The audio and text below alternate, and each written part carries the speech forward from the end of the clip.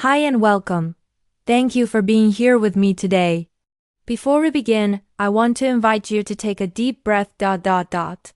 This story is personal, it's raw, and it's one that I carried in silence for far too long.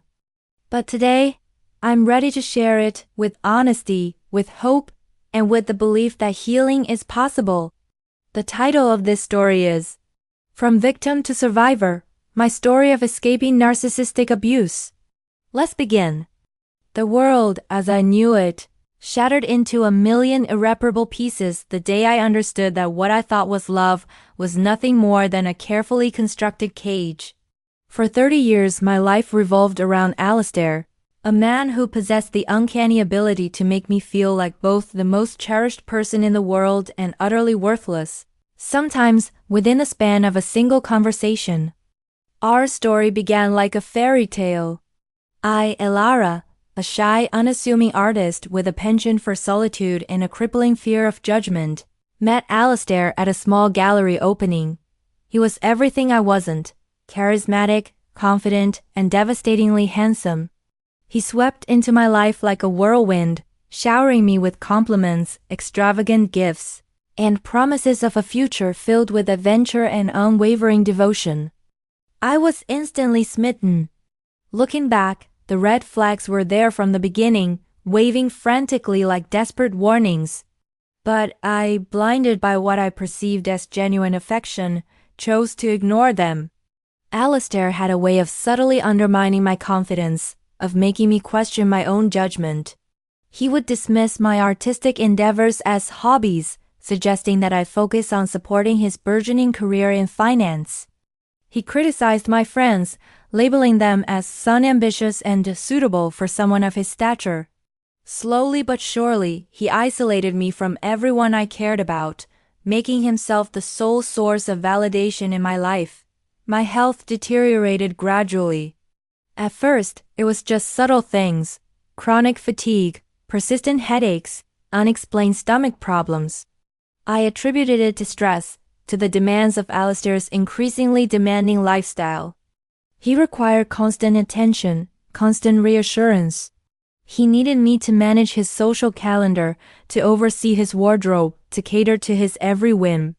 I became his personal assistant, his confidant, his emotional crutch. My own needs were consistently relegated to the bottom of the priority list. As the years passed, the subtle signs morphed into something more sinister. I started experiencing panic attacks, episodes of crippling anxiety that left me gasping for breath and paralyzed with fear. My doctor prescribed antidepressants, but they only seemed to mask the underlying problem. The real issue wasn't a chemical imbalance. It was the insidious emotional abuse that I was enduring on a daily basis. Alistair's charm had a dark underbelly. He was a master of manipulation, twisting my words, gaslighting me into believing that I was imagining things. He would deny making hurtful comments, accuse me of being overly sensitive, and then, in a disarmingly gentle tone, apologize for my misunderstanding. This cycle of abuse became my normal. I walked on eggshells, constantly censoring myself, terrified of triggering his unpredictable outbursts of anger. The physical symptoms worsened. I developed insomnia, my hair started falling out, and I lost a significant amount of weight. My once vibrant skin became dull and lifeless. I looked in the mirror and barely recognized myself. I was a shell of my former self, a ghost haunting my own life. The turning point came during our 10th anniversary trip to Italy. We were staying in a luxurious villa overlooking the Amalfi Coast, a place that should have been idyllic. But even in paradise, Alistair's negativity permeated everything. He criticized my choice of outfits, complained about the food, and made disparaging remarks about my Italian language skills. One evening, after a particularly tense dinner, we got into a heated argument. I don't even remember what it was about, but I remember the searing pain in my chest as Alistair unleashed a torrent of verbal abuse. He called me names, belittled my accomplishments, and accused me of being a burden on his life. In that moment, something inside me snapped. The years of pent-up anger, frustration, and pain finally erupted. I screamed back at him, telling him how unhappy I was, how suffocated I felt, how desperately I longed for a life of my own. He responded with a chillingly calm demeanor, telling me that I was being hysterical, that I was overreacting, that no one else would ever love me as much as he did. His words, instead of silencing me, ignited a spark of defiance. I realized that he was right, in a way. No one else would ever love me the way he did, because what he called love was nothing more than control, manipulation, and emotional dominance. I spent the rest of the night packing my bags. I didn't have a plan. I didn't know where I was going, but I knew that I couldn't stay with him any longer. The next morning, I left the villa without saying goodbye. I booked a one-way ticket back to my hometown, a place I hadn't visited in years. Stepping off the plane, I felt a sense of liberation that I hadn't experienced in decades. I was finally free from Alistair's suffocating grip, free to reclaim my life. The road to recovery was long and arduous. I moved back in with my parents, who were shocked by my appearance and heartbroken by my story. I started seeing a therapist who helped me unpack the years of emotional abuse and develop healthy coping mechanisms. I reconnected with old friends who welcomed me back with open arms. I started painting again, pouring my emotions onto the canvas, expressing the pain and the resilience that I had kept hidden for so long. Slowly but surely, I began to heal. I learned to set boundaries, to assert my needs, to prioritize my own well-being. I discovered the power of self-compassion, the ability to treat myself with the same kindness and understanding that I would offer to a friend. I started practicing yoga and meditation, finding solace in the quiet moments of introspection. I overhauled my diet, focusing on nutritious foods that nourished my body and my mind. I spent time in nature, hiking in the woods, swimming in the ocean, reconnecting with the earth. Gradually, my physical health improved. The fatigue lifted, the headaches subsided, and my skin regained its natural glow. I started sleeping better, my hair stopped falling out, and I regained the weight I had lost. More importantly, my mental health improved dramatically. The panic attacks became less frequent, the anxiety lessened, and I started to feel a sense of inner peace that I had never known before. I realized that true love wasn't about control or manipulation or self-sacrifice. It was about mutual respect, support, and unconditional acceptance. It was about loving yourself first, about valuing your own needs and desires, about setting healthy boundaries and protecting your own well-being. It was about finding someone who celebrates your strengths, supports your dreams, and encourages you to become the best version of yourself. It was about building a relationship based on equality, trust, and genuine affection. I spent the next few years focusing on myself, on my art, on my health. I traveled. I learned new skills.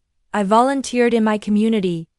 I rediscovered my passion for life, my sense of purpose, my inner strength. And then, when I least expected it, I met someone new.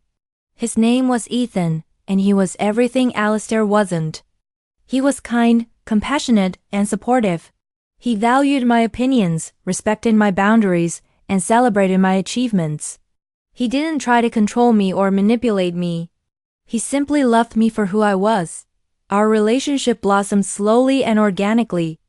We built a foundation of trust, honesty, and mutual respect. We communicated openly and honestly. We supported each other's dreams, and we celebrated each other's successes. He encouraged my art, praised my resilience, and made me feel loved and appreciated for the first time in my life. He showed me what true love really meant: acceptance, freedom, and unwavering support. It wasn't a whirlwind romance. It wasn't filled with grand gestures or extravagant gifts. It was a quiet, steady love, a love that nurtured my soul and allowed me to thrive. One sunny afternoon, while hiking in the mountains, Ethan got down on one knee and proposed. Tears streamed down my face as I said yes, knowing that I had finally found my true partner, my soulmate, my equal. We got married a year later in a small, intimate ceremony surrounded by our closest friends and family. My parents, beaming with pride, walked me down the aisle.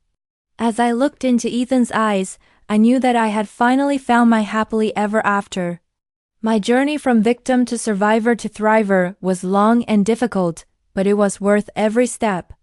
I learned that true love begins with self-love, that you cannot truly love another person until you love yourself first. I learned that you deserve to be treated with respect, kindness, and compassion. I learned that you have the power to break free from toxic relationships and create a life of joy, health, and fulfillment. And I learned that the most important relationship you will ever have is the one you have with yourself. Today, I am a successful artist, a loving wife, and a passionate advocate for mental health awareness. I use my story to inspire others to break free from abusive relationships and reclaim their lives. I teach workshops on self-love, boundary setting, and emotional healing. I volunteer at a local women's shelter, offering support and guidance to those who are struggling with domestic violence. I am living proof that healing is possible, that you can overcome adversity, that you can create a life of joy and purpose, no matter what you have been through.